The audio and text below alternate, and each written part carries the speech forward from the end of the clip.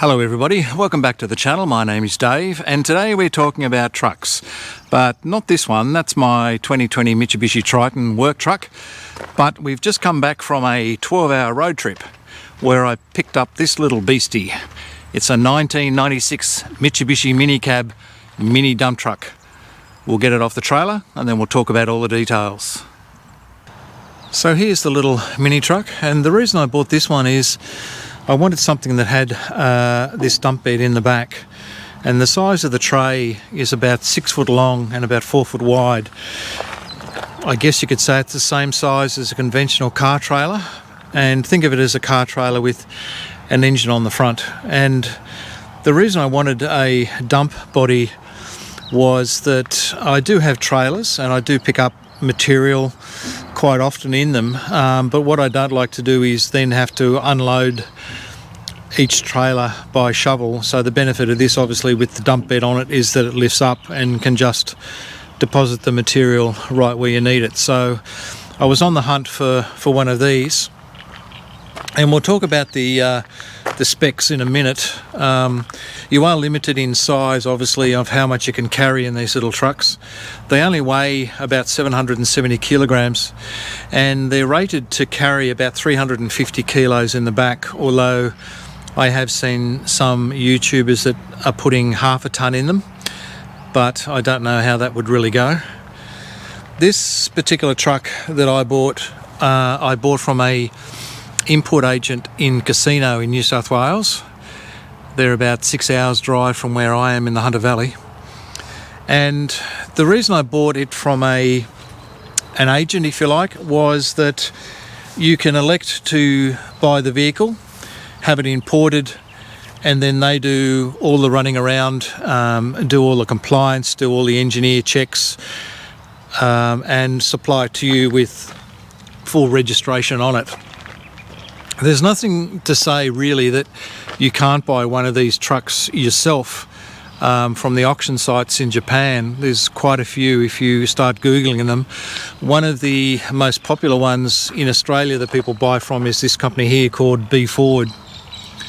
And you can go onto their site and they actually have trucks listed that are available to buy, and they'll give you the price on how much it is to buy the vehicle, plus a cost to put it on a boat and deliver it to your preferred port. If you do sort of buy from auction yourself, and there's nothing to say that you can't do it, really you are on your own to a degree to know what condition the vehicle is in.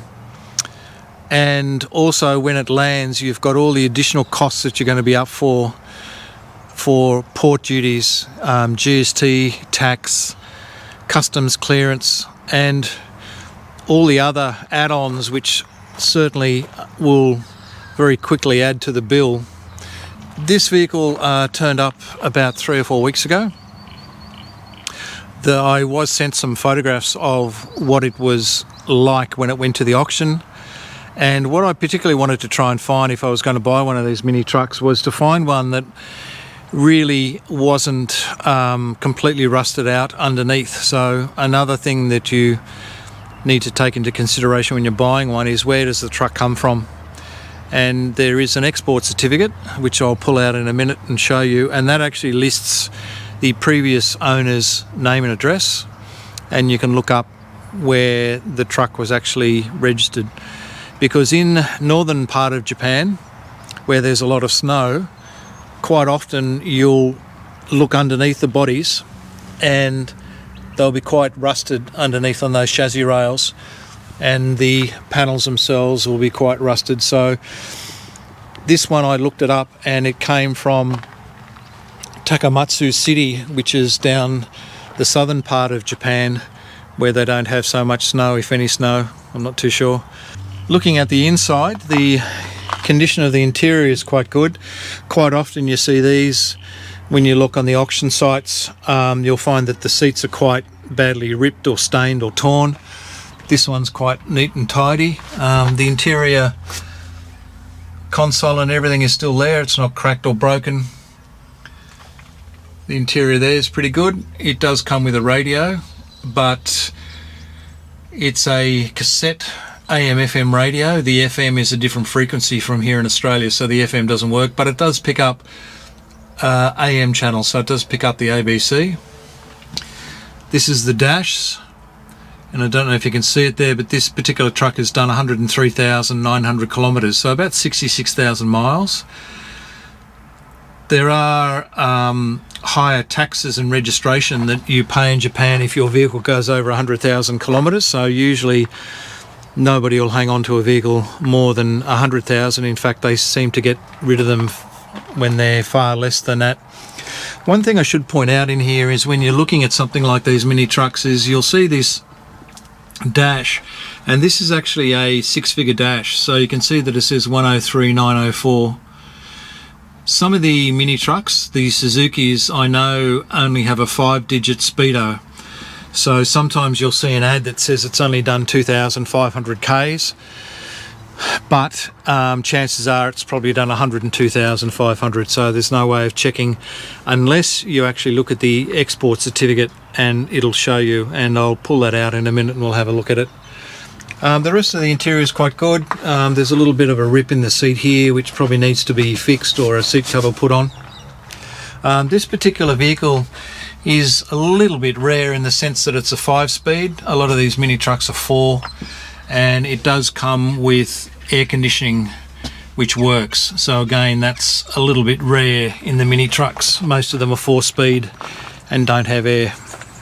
So this is the export certificate that comes with the vehicle, and this gives you a lot of details about the previous owner of the vehicle, the address of them, the name and the location where the vehicle was being used, and the day that it was scheduled to be exported.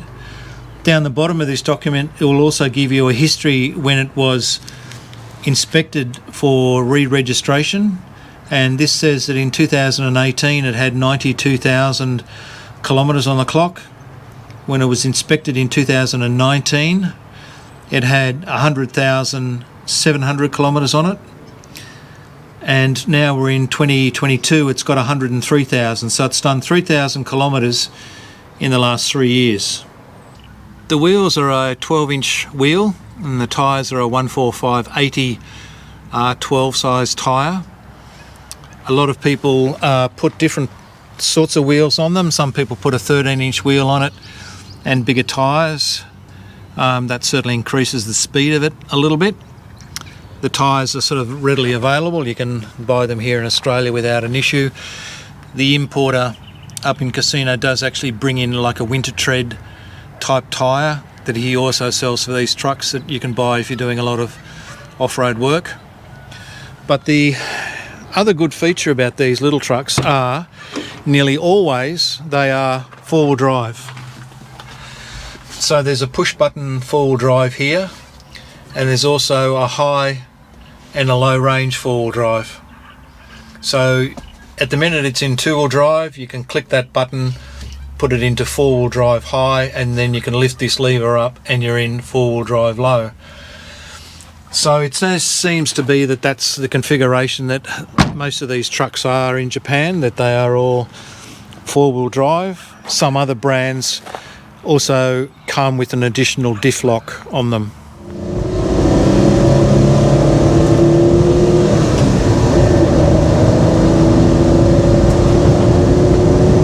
So I suppose the benefit of having 5-speed gearbox is that it's a little bit easier on the road.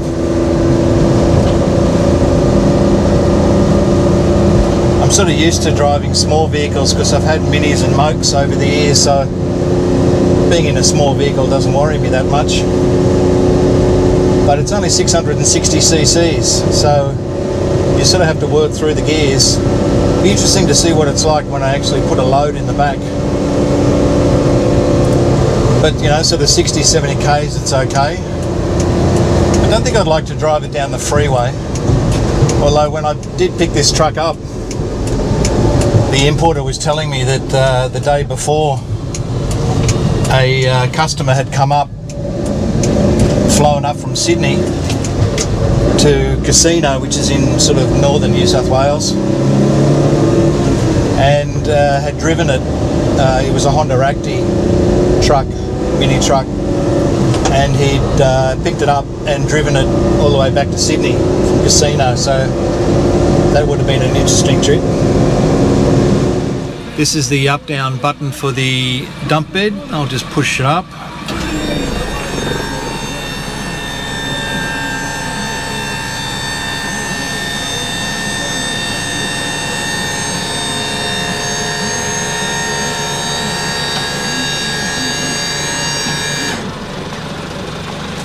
Just turn that engine off.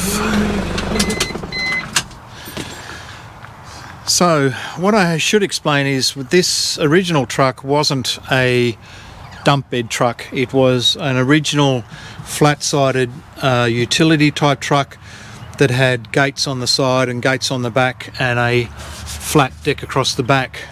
And this, at some stage in its life, has had a dump bed conversion done on it, and that's why it looks a bit weird, because you've still got the old floor underneath it. And I was wondering why that was, but I think because it holds the fenders on and also the back lights and so forth, that this floor has had to stay in. But anyway, what the conversion is it's done by a company over there. You can see the name there, and this seems to be a popular conversion that they do in Japan. The agent was saying that it's the similar type of thing they do, whether you buy a Suzuki or a Honda Acti, that the conversion is much the same. So what they do is they cut a hole out of the floor here in the bed so they can fit in the framework, and this is the pump assembly. So it's an electronic pump, and it's a fluid container here, connects up to the ram, and it's a huge ram here that then lifts the bed up. And I did read something that there are two different types of beds that you can get, and they're referred to as a soft dump and a hard dump. And a soft dump is mainly for transporting around soft materials, and the framing underneath is very similar to what's in a standard floor. If you go for the hard dump version, then you end up something like this, that's got lots of reinforcement and extra steel under the floor to take extra weight. So if you're carting gravel or rock or sand or something like that, then you would go the heavy dump option. So this has been converted at some stage, I'm not sure when, but it's okay, except for their liberal use of too much white Sikaflex around here to try and seal this up. If I had my choice, I'd probably just try and take this whole original floor out, I think, and come up with a different design for these fenders, and that would certainly make it a little bit clearer underneath. They've put a new floor in this, and if you look up here somewhere, you can see that there's a few rust holes here, but at some stage they've actually replated the bed of the dumpster here. Whether that was done just to sell it or not, I don't know. The tailgate here actually comes off, and it automatically opens when you lift it up. So I'll just come back a bit and you can see how much it lifts up. It goes actually back a little bit more than that, but that's certainly high enough to get material out. Overall, I think the truck's in pretty good condition. I'm just looking at the roof here. There's no dings in it. The paint's really chalky on it. It really does need a good polish all the way up. I don't think it's ever had much care really in the last couple of years, but I think with a polish and a bit of a detail, it should come up all right. As I said, there's no major damage to it, and I can't see any rust in it, but what we'll do shortly is actually put it up on the hoist and have a look underneath and see how it's been put together. See what we can find underneath here and see how clean it looks. Looking at the rubber in the CV boots, look okay. Doesn't seem to be any oil leaks on it at all. Looks okay there. Oil filter's in a good place to change it. There's no oil there. all looks quite good up under there.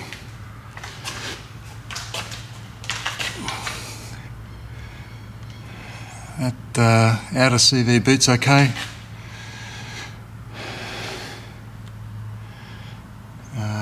Rubber, it's not too bad. A little bit of perish on it, but not too bad. Again, there's no oil leaks that I can see anywhere. So that's got to be good. Those CV boots there. Let me just click this again.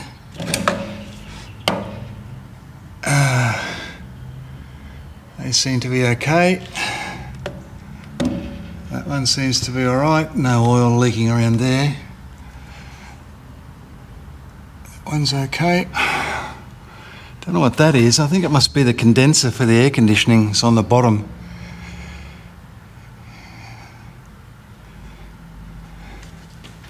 Work our way back.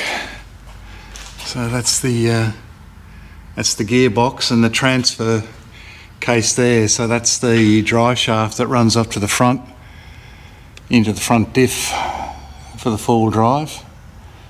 Again, that's okay. There's no oil leaks there. That universal seems to be okay. The rear tail shaft seems to be okay. No oil leaks there. Back onto the rear diff. That looks to be okay.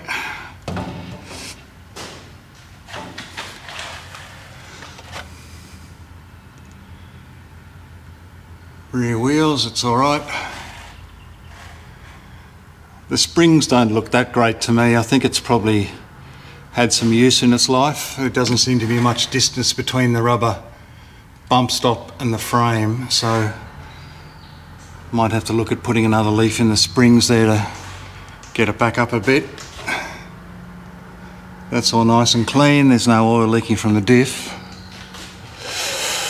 Selectors on the back of the gearbox is okay. A little bit of rust there.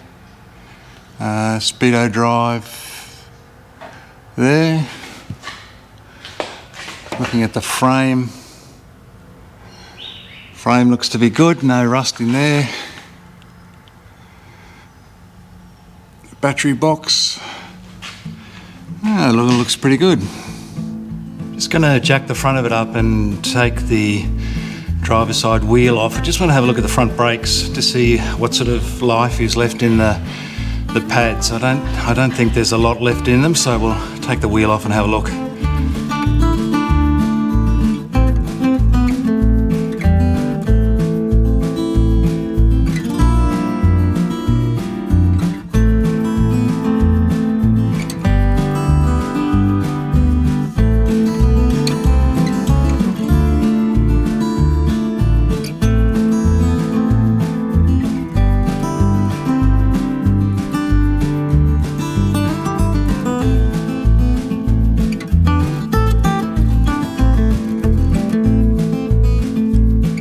So the discs themselves have a little bit of rust on them, but I would expect that from being on the boat for a month or so.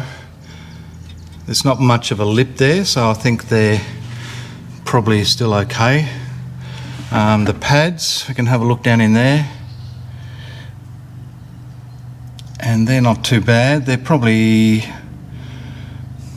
30% worn, something like that. There's still a fair bit of meat on it, but I think what I'll do is I'll get another set of pads from Japan, and I'll also get some for the rears as well to keep them on hand.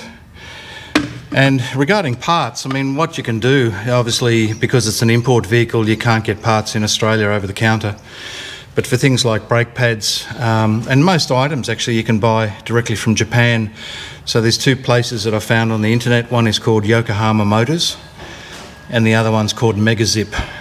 And they both have quite a deal of parts, even complete engines that you can order from Japan. You have to pay for shipping, of course. Some of it's sent sea mail, but it looks like that parts are going to be okay to get.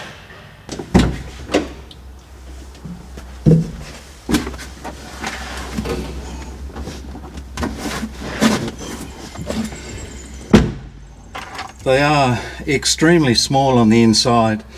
I mean, I'm just under 6 foot, and I mean there's heaps of headroom, but the problem is where the foot pedals are, that there's no room to really move your feet around, especially get onto the clutch, but you sort of have to sort of wiggle around a bit to make it work.